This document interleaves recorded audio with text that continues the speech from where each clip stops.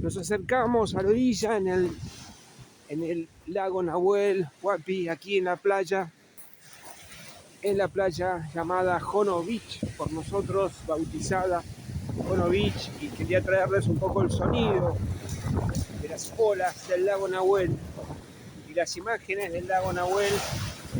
que nos brinda un espectáculo de paz algunos días y otros días como este, donde se producen olas como si fuera el mar, porque es doble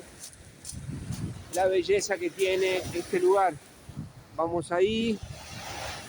todavía las cumbres están nevadas, como se puede ver, estamos en noviembre, pero aún así se mantiene el clima frío acá en la Patagonia Argentina, con esta imagen de paraíso.